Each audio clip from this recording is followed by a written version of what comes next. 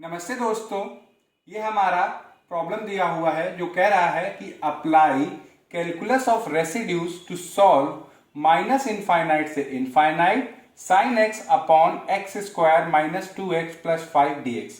हमें इस improper integral को सॉल्व करना है।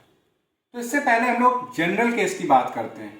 General case in the sense कि अगर हमारा इम्प्रॉपर इंटीग्रल कुछ इस फॉर्म का हो, माइनस इनफाइनाइट से इनफाइनाइट px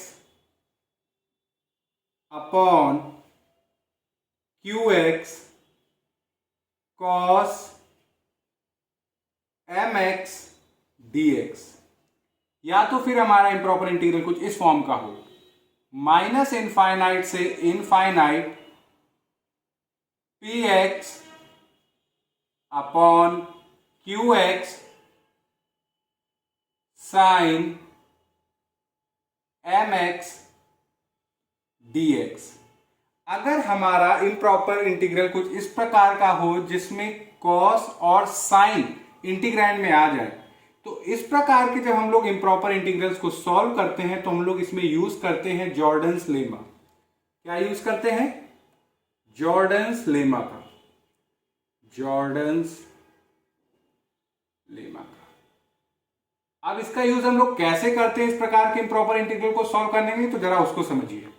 सबसे पहला काम आपका ये होना चाहिए कि ये जो हमारा फंक्शन दिया हो, ये px अपॉन qx, इसको आप मान लीजिए fx, और आप काम ये करिए कि ये जो fx है इसको करेस्पॉन्डिंग कॉम्प्लेक्स फंक्शन में ले आइए।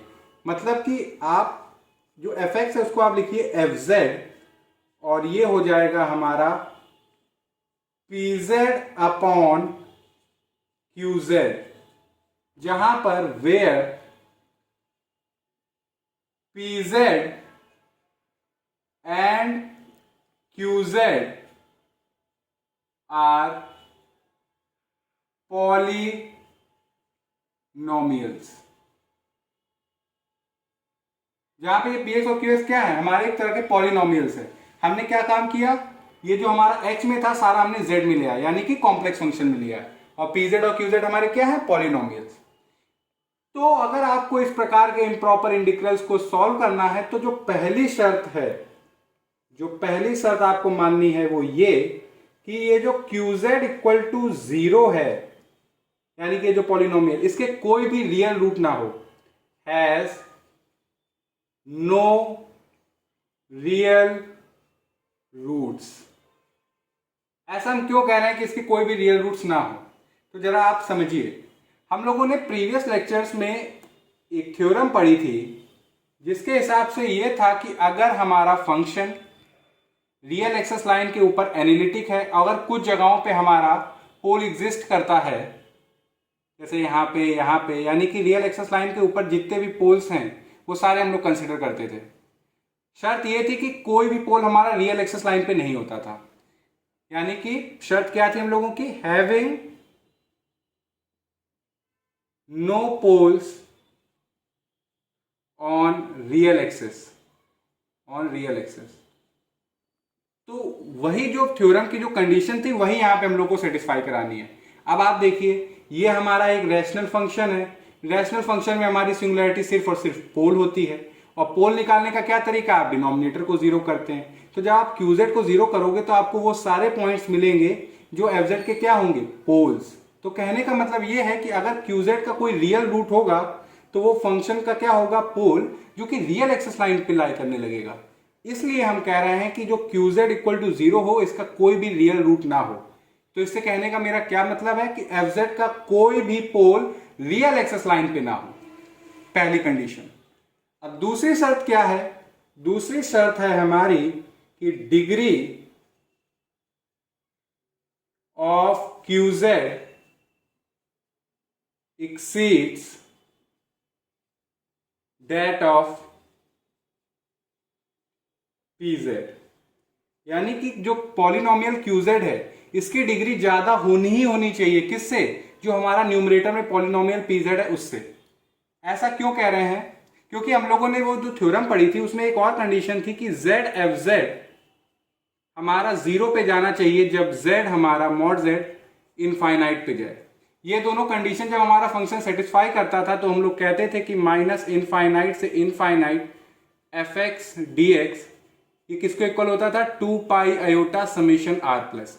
ये हमारी प्रीवियस थ्योरम थी जिसको हम लोगों ने यूज करके बहुत सारे इम्प्रॉपर इंटीग्रल सॉल्व भी किए थे।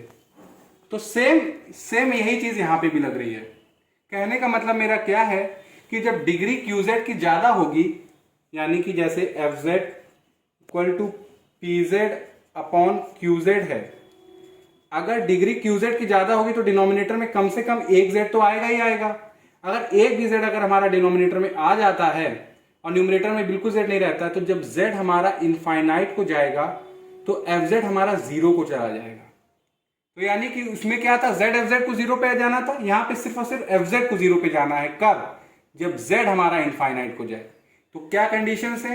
पहला कि क्यूजेड का कोई रियल रूट ना हो, दूसरा कि क्यूजेड जो हमारा पॉलिनोमियल है इसकी डिग्री ज्यादा ही होनी चाहिए। किससे? पीजेड से। अगर आप ये वाला हमारा ये जो इम्प्रॉपर इंटीग्रल दिया हुआ है अगर आप इसको ध्यान से देखें तो ये हमारा कुछ इस प्रकार का है, माइनस इनफाइनाइट से infinite 1 upon x square minus 2x plus 5 sine x dx। तो pz हमारा क्या है 1 और qz हमारा क्या है x square minus 2x plus 5। अगर आप इसको क्या कहते हैं करस्पॉन्डिंग z फंक्शन में लिखेंगे तो ये हो जाएगा z स्क्वायर, x की जगह आ जाएगा ये 2z प्लस 5। तो देखिए डिनोमिनेटर में जो qz पॉलिनोमियल है इसकी डिग्री ज्यादा है, किससे? pz से, क्योंकि qz की डिग्री है 2 और pz हमारा पॉलिनोमियल है 0 डिग्री का। तो यहाँ पे वाली कंडीशन सेटिस्फाई हो रही, क्लियरली दिख रहा है। अब कैसे हम लोग इसका यूज करेंगे तो वो मैं आपको भी बताऊंगा, मगर हम ये क्यों चाहते हैं, रुकिएगा, ये हम लोग कंडीशन क्यों चाहते हैं कि हमें ये क्यों चाहिए कि डिग्री ऑफ क्यूजेड ज्यादा ही ज्यादा हो, किससे? पीजेड से। क्योंकि जब ये होगा, क्योंकि हम लोगों ने जॉर्डन्स लेमा पढ़ा हुआ है, Jordan's lemma.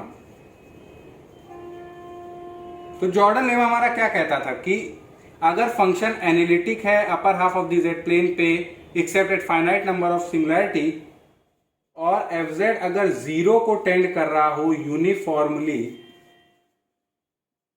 As z tends to infinity, तो हम कहते थे कि integration along C R, C R हमारा एक सेमी सर्कल होता था, सी आर हमारा क्या होता था? Semi circle, semi circle mod z equal to capital are.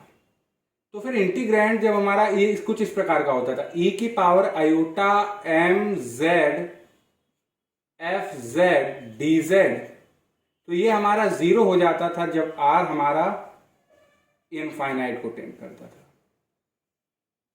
ये जॉर्डन्स लेमा हमारा। तो जॉर्डन्स लेमा को यूज करने के लिए हम लोग ये कंडीशन डाल रहे हैं कि degree of q z exceeds that of p z. अगर ऐसा होगा तो z जब इनफाइनाइट को जाएगा तो एफ जेड हमारा जीरो को जाएगा।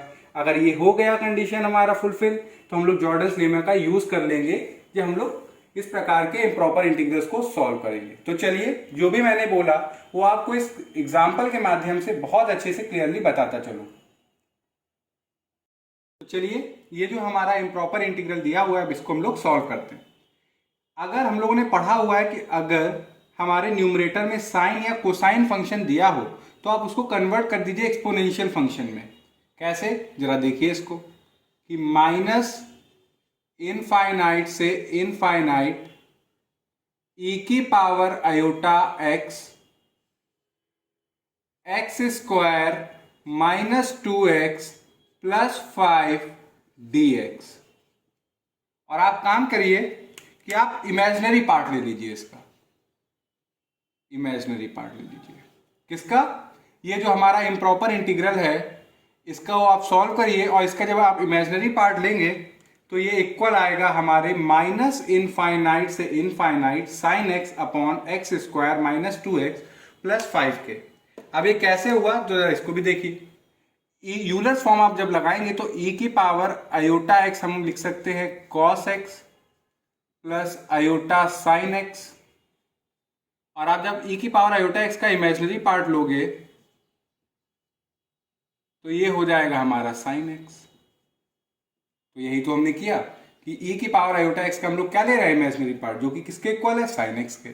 तो यानी कि आपका जो साइन और कोसाइन है आप उसको कैसे लिख सकते हैं? एक्सपोनेंशियल के टर्म्स में। तो चलिए अब इसको हम लोग सॉल्व करते हैं।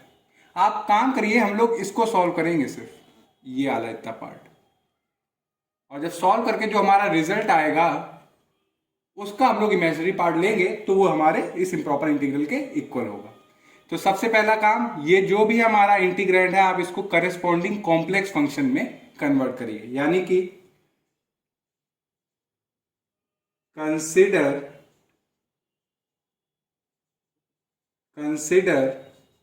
the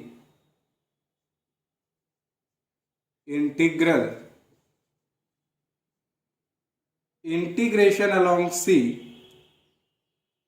e की पावर आयोटा x की जगह z अपॉन x स्क्वायर है तो z square minus 2z plus 5, वही है हमारा, बस हमने जहां जहां x था वहां वहां हमारा क्या आ गया z, और dx की जगह हो गया dz। That is integration along C e की power iota z fz dz। और fz हमारा है क्या, fz हमारा है z square minus 2z plus 5, यानी कि e की पावर आयोटा z को जब हटाएंगे तो ये हमारा क्या fz जो हमने लिखा। अब देखिए c क्या है हमारा, c है हमारा where c is the contour consisting of a large semicircle CR of radius capital R together with the part of real axis from minus r two plus r। यानी कि कहने का मतलब क्या है, जैसे हम लोग अभी सॉल्व करते आए हैं वही काम कर रहे हैं कि एक upper half of the z plane ले रहे हैं, ठीक है। फिर काम ये कर रहे हैं हम लोग कि एक बड़ा सा कॉन्टूर C बना रहे हैं जो दो चीजों से मिलके बना है, एक हमारा सेमी सर्कल CR और दूसरा हमारे रियल एक्सिस की लाइन माइनस r से r। ये हमारा सेमी सर्कल CR और ये हमारी रियल एक्सिस लाइन, क्योंकि ये जो सेमी सर्कल है ये हमारा रेडियस r का है तो ये हमारी माइनस r से r, यानी कि जो हमारा C है, C ये दो चीजों से मिलके बना है, एक तो हमारा रियल एक्सिस की लाइन माइनस r से r जो कि है, और एक हमारा सेमी सर्कल CR जो कि रेडियस r का है। हम लोग क्या करते थे कि हम लोग ये देखते थे कि इसके अंदर पोल है कौन सा और कौन सा नहीं। तो सबसे पहले हम लोग काम करेंगे, पोल्स निकालेंगे, किसके, e की पावर आयोटा z fz के।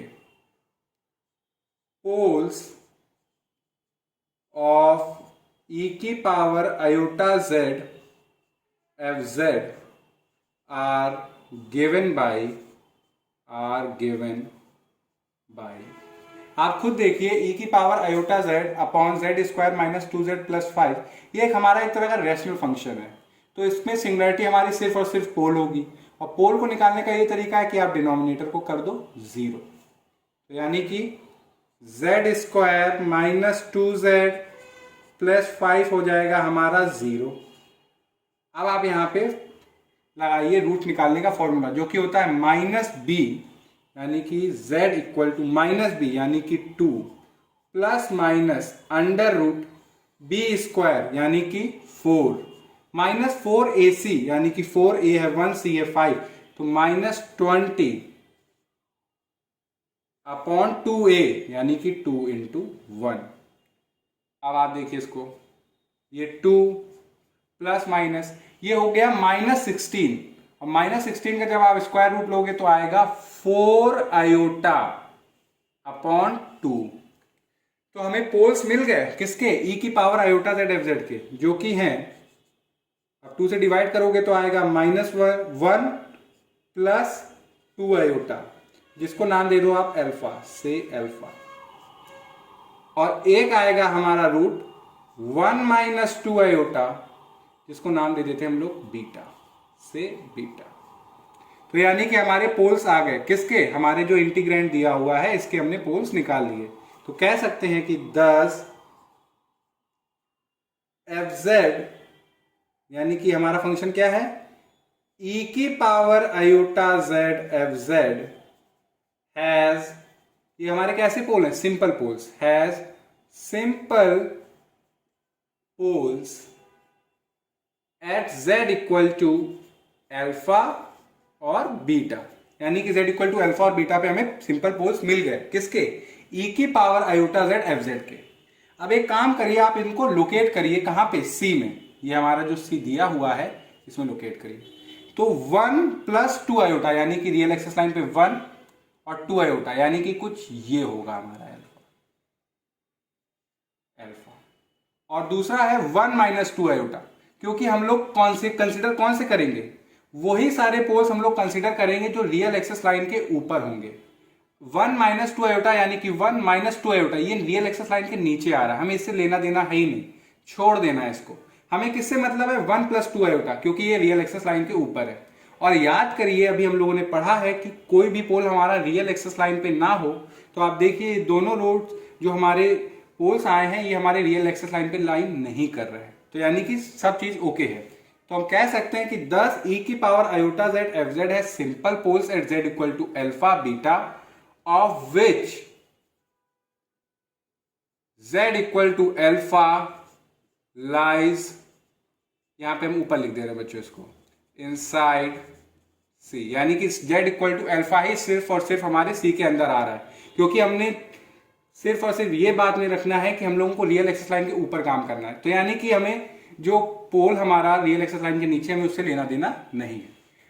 अब क्या करेंगे, सिंपल हम लोग यहाँ पे कॉशी रेसिड्यू थ्योरम लगाएंगे, क्योंकि एक क्लोज कॉन्टूर है, क्लोज कॉन्टूर है। तो सबसे पहले काम करिए, तो कॉशी रेसिड्यू थ्योरम के हिसाब से क्या होता है कि integration along c f z, यानी कि मान लीजिए हम लोग ऐसे जाएंगे और ऐसे चक्कर लगा के पहुंच जाएंगे यहाँ पे फिर से, यानी कि यहाँ से स्टार्ट हुए एक क्लोज चक्कर लगाएंगे।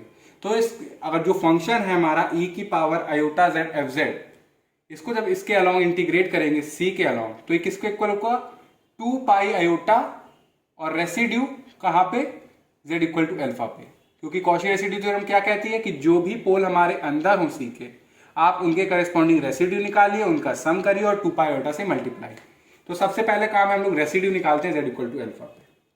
तो रेसिड्यू बहुत ध्यान से हम लोगों ने बहुत सारे निकाले हुए हैं, किसका, e की power iota z f Z का, किस पॉइंट पे, z इक्वल टू अल्फा पे। क्या तरीका होता था कि जब भी हमारा सिंपल पोल होता था तो रेसिड्यू निकालने का तरीका ये होता है कि जिस पॉइंट पे आपको रेसिड्यू निकालना है वहां पे आपकी लिमिट टेंड करे, यानी कि z टेंडिंग टू अल्फा, फिर z माइनस अल्फा, और उस फंक्शन से मल्टीप्लाई करा दीजिए, यानी कि e की power iota z f Z.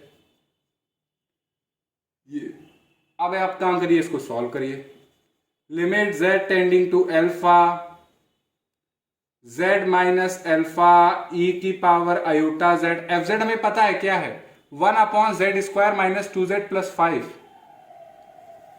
z square minus 2z plus 5।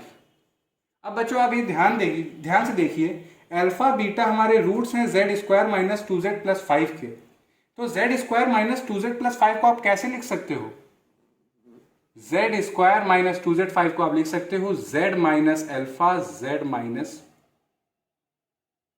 Beta.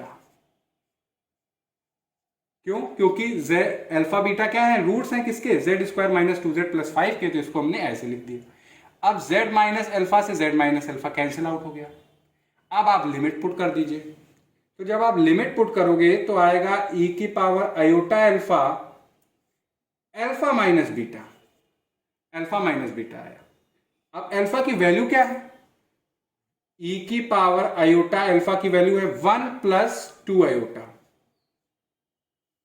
और अल्फा है क्या हमारा 1 प्लस 2 आयोटा, माइनस बीटा, और बीटा क्या है तो यानी कि -1, ये माइनस माइनस हो जाएगा प्लस 2 आयोटा, तो -1 से 1 कैंसिल आउट हो गया, ये अंदर मल्टीप्लाई होगा तो होगा ई की पावर आयोटा, ये होगा तो 2 आयोटा स्क्वायर, आयोटा स्क्वायर की वैल्यू होती है -1 तो -2, ये हो जाएगा 4 आयोटा। आप इसको ऐसे भी लिख सकते हैं ई की पावर आयोटा ई की पावर -2 अपॉन 4 आयोटा, तो इसको आप ये भी लिखिए ई की power iota 4 iota E square, और ये रेसिड्यू आ गया z इक्वल टू अल्फा पे। हम लोगों ने z इक्वल टू अल्फा पे रेसिड्यू निकाल लिया। अब सिंपली आप एक काम करिए, सीधे कॉची रेसिड्यू थ्योरम निकालें, कुछ नहीं सोचना है, सीधे Cauchy residue theorem using Cauchy residue theorem क्या होता था कि इंटीग्रेशन अलोंग सी, ई की पावर हमारा फंक्शन क्या है, ई की power iota z f z d z किसके equal 2 pi iota summation R plus, यानी कि जो रियल एक्सेस लाइन के पोल्स ऊपर जो पोल्स हैं और जो सी के अंदर हैं उनके करस्पॉन्डिंग रेसिड्यू निकाल के सम करके 2 पाई आयोटा से मल्टीप्लाई कर दीजिए तो आपको इसकी वैल्यू मिल जाएगी। अब ये जो सी है ये दो चीजों से मिलकर बना है बच्चों, बहुत ध्यान से देखिए। अब जैसे हमने यहां से चलना स्टार्ट किया तो यहां ये लाइन सेगमेंट चल रही है रियल एक्सेस लाइन की, और इसमें कोई भी इमेजिनरी पार्ट नहीं है, सिर्फ और सिर्फ एक्स है जो इसको चला रहा है यहां से यहां तक इस फंक्शन को। तो हम लोग लिखेंगे यही जो इंटीग्रेशन अलोंग सी है इसको, दैट इज -r से r, और देखिए z नहीं सिर्फ और सिर्फ x चला रहा है क्योंकि रियल एक्सेस लाइन पे इमेजिनरी पार्ट 0 होता है, तो ये होगा e की power iota x F x d x. समझ में आया बच्चों?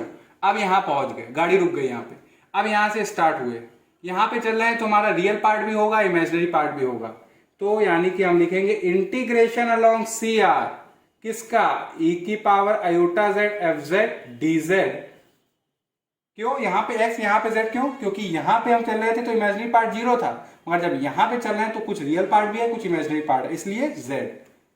ये किसके इक्वल होगा, अभी हम लोगों ने देखा रेसिड्यू हम लोगों ने निकाला हुआ है, सिर्फ और सिर्फ एक ही पोल आया है सी के अंदर, जब एक ही पोल आया है तो एक ही रेसिड्यू होगा हमारा, रेसिड्यू ई की power iota z f Z का z इक्वल टू अल्फा। अब देखिए यहीं पे हमारा जो मेन फोकस है जॉर्डन्स लेमा काम करेगा, क्योंकि अभी हम लोगों ने डिस्कस भी किया था कि अगर एफ जेड, ये मैं रब कर दूंगा आपको, रिकॉल करा रहा हूं जॉर्डन्स लेमा, कि f z is analytic except at a finite number of singularities, यानी कि अगर एफ जेड हमारा एनालिटिक है सिवाय कुछ जगहों पे सिंगुलैरिटीज को छोड़ के, और साथ ही साथ अगर एफ जेड हमारा 0 को टेंड कर जाए uniformly as z tends to infinity, तो हम लोगों ने पढ़ा था कि integration along C R e की power iota m z f z d z ये हमारा 0 हो जाएगा जब सेमी सर्कल का रेडियस हमारा इनफाइनाइट हो जाए, और m हमारा क्या होना चाहिए था, पॉजिटिव। तो आप देखिए यहां पे m यहां पे 1 है, m यहां पे जब 1 है यानी कि ग्रेटर देन 0 है, तो देखिए ये हमारा क्या है, यही तो दिया हुआ है, तो यानी कि हम लोग जॉर्डन्स लेमा लग रही है। क्यों, क्योंकि आपका जो फंक्शन एफ जेड है आप ध्यान से देखिए वो है Z square minus 2z plus 5। ये देखिए ऊपर हमारा फंक्शन दिया हुआ है 1 upon z square minus 2z plus 5, तो जब हमारा z इनफाइनाइट को जाएगा तो ये हमारा जो है फंक्शन एफ जेड ये 0 को जा रहा है, यानी कि हमारी कंडीशन सेटिस्फाई हो रही है, यानी कि जॉर्डन्स लेमा लग रहा है। इसलिए इस प्रकार के जब भी हमारे इम्प्रॉपर इंटीग्रल्स होते हैं तो हम लोग जॉर्डन्स लेमा का यहां पे यूज करते हैं। ये बिल्कुल की पॉइंट में हम लोगों ने यूज किया जॉर्डन्स लेमा। ये तो मैंने आपको रिकॉल कराने के लिए डेफिनेशन लिखी थी, अगर आपको इसको डिटेल में पढ़ना है तो ऊपर आई बटन दिख रही होगी, उस पर क्लिक करके जॉर्डन्स लेमा एक बार जरूर पढ़िए। अब देखिए सिंस, अब मैं सीधे रिजल्ट में लिख रहा हूं कि since f z tends to 0 as z tends to infinity, तो using Jordan's लेमा आप कह सकते हो क्या कि integration along C R e की power iota z f z d z ये हमारा जीरो हो जाएगा जब हमारा आर किधर जाएगा, इनफाइनाइट को। अब इसको मान लीजिए इक्वेशन 1। अब क्या करिए, इस इक्वेशन 1 में दोनों साइड आप ले लीजिए आर टेंडिंग टू इनफाइनाइट, यानी कि लेटिंग आर टेंडिंग टू इनफाइनाइट इन 1, तो आप देखेंगे ये हमारा हो जाएगा माइनस इनफाइनाइट से इनफाइनाइट ई की power iota x F x d x. यहां पे जब आर टेंडिंग टू इनफाइनाइट आएगा तो ये जीरो हो रहा है। और आप देखिए 2 पाई आयोटा रेसिड्यू हम लोगों ने z इक्वल टू अल्फा पे निकाला, वो क्या आया है बच्चों, ई की power iota 4 iota E square. Iota iota cancel कर दो, 2 से 4 कैंसिल कर दो, तो ये आएगा पाई ई की पावर आयोटा 2 ई स्क्वायर। अब आप देखो एफ एक्स हमारा है क्या, एफ एक्स हमारा तो एक तरह की जो एफ जेड है इसी को हमने कन्वर्ट कर देंगे एफ एक्स में, तो जहां जहां जेड है वहां वहां एक्स आ जाएगा। तो आप देखिए एफ एक्स को अब यहां पे देखिए, एफ एक्स की जगह हम लोग लिख देंगे x square minus 2x plus 5 dx, ये जीरो हो गया। और जो e की पावर आयोटा है आप इसको ऐसे लिखिए pi upon 2e square cos 1 plus iota sine 1। ठीक है, अभी हम लोगों ने स्टार्टिंग में बात किया था कि हम लोग इसकी वैल्यू निकालेंगे, माइनस इनफाइनाइट से इनफाइनाइट ई की power iota x x square minus 2x plus 5 dx की। इसकी वैल्यू हम लोग निकाल के इसका इमेजिनरी पार्ट जब हम लेंगे इस इम्प्रॉपर इंटीग्रल का तो हमें इसकी वैल्यू मिल जाएगी। तो आप देखिए हम लोगों ने निकाल लिया है इसको।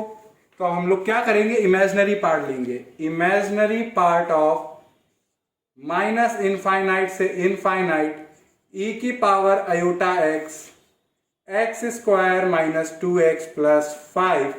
तो आप इमेजिनरी पार्ट अगर आप उसको रियल पार्ट एक तरफ लिखो, पाई 2 square cos 1 plus iota sine 1 2e square pi, तो इमेजिनरी पार्ट कौन सा हुआ हमारा, साइन 1 पाई 2e स्क्वायर। रियल पार्ट से हमें लेना देना नहीं है तो इसको हटा देंगे। तो यानी कि हमने आपको समझाने के लिए इतना लिखा। तो अब यहां से देखिए इमेजिनरी पार्ट उठाइए, यहां पे पाई 2e स्क्वायर साइन 1, और ये जो इमेजिनरी पार्ट आया यही हमारा आंसर है किसका,